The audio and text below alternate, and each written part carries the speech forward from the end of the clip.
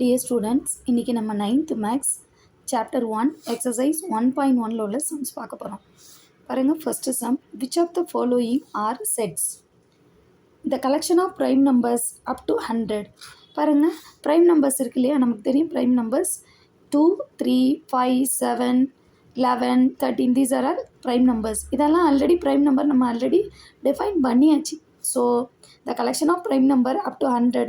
So this statement is set. Okay, the collection of rich people in India.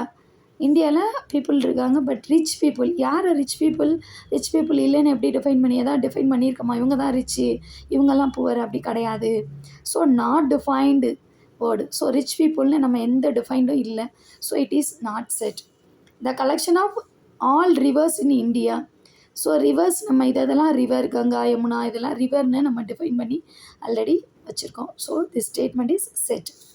Fourth subdivision, the collection of good hockey players. Hockey players okay, good hockey players யாரை good யாரை பேர்டுன்னு சொல்லுவோம், அப்படி கிடையாது. அந்த மாதிரி well define statement கிடையாது. So it is not set. Okay, இப்போ பாருங்கள், செகண்ட் ப்ராப்ளம் போகலாம். List the set of letters of the following words in roster form. 4 subdivision கொடுத்துருக்காங்க. இந்த லெட்டர்ஸை ரோஸ்டர் ஃபார்மில் எழுதணும். ஃபஸ்ட்டு பாருங்கள், இந்தியா. ஸோ இந்தியாங்கிறத ரோஸ்டர் ஃபார்மில் எழுதணும். ஸோ நம்ம பாருங்கள், ப்ரீவியஸ் வீடியோ பாருங்கள். அந்த வீடியோவில் செட்டுனா என்ன, ரோஸ்டர் ஃபார்ம்னா என்ன, ரெப்ரசன்டேஷன் என்ன, நோட்டேஷன் எப்படி எழுதணும், அதை பற்றின டீட்டெயிலாக கொடுத்துருக்கேன். பார்க்காதவங்க அந்த வீடியோவை பாருங்கள், யூஸ்ஃபுல்லாக இருக்கும்.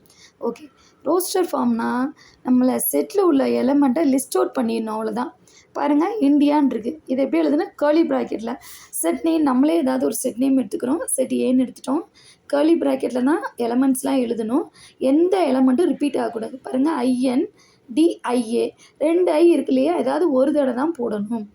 So I comma N comma T comma A. Okay, second subdivision பாருங்கள், பேரலோகிராம். ஸோ இதை இன்னொரு நேமில் எடுத்துக்கிறோம். ஒரே சம்மில் இருக்கிறதுனால வேறு வேறு செட்டில் எடுத்துக்கிறோம்.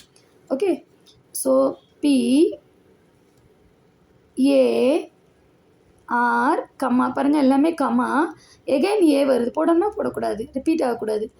தென் 2L இருந்ததுன்னா ஒரே ஒரு எல் போட்டுக்கோங்க. அடுத்து இ அண்ட் தென் எல் ஆல்ரெடி எழுதியாச்சு, ஸ்கிப் பண்ணிடுங்க. ஓ ஜி ஆர் ஆல்ரெடி எழுதியாச்சு, ஸ்கிப் பண்ணிடுங்க. ஏயும் எழுதியாச்சு. Then M. ஓகே, நெக்ஸ்ட்டு பாருங்கள், இன்னொரு செட் நேமில் எடுத்துக்கோங்க.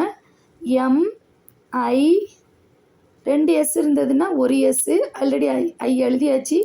எகெயின் எஸ் எழுதியாச்சு, ஐ எழுதியாச்சு. அடுத்து யார் மட்டும்தான் எழுதலை? பி மட்டும்தான் எழுதலை.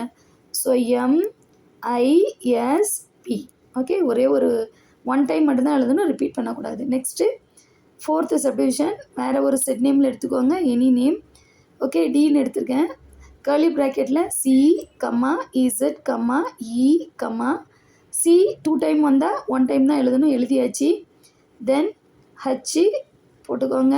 ஓ கம்மா எஸ், எஸ் இது வரையும் வரல, எஸ் போட்டுக்கோங்க. எல் இது வரையும் வரல, ஸோ எல். ஓ ஆல்ரெடி இருக்குது, ரிப்பீட் ஆயிரும், ஸோ ஒரு டைம் தான் எழுதணும். அடுத்து வி எழுதலை, வி. ஏ இது வரையும் வரல, ஸோ ஏ. கே ஐ, ஏ ஆல்ரெடி வந்துருச்சு, ஸோ ஸ்கிப் பண்ணிடலாம்.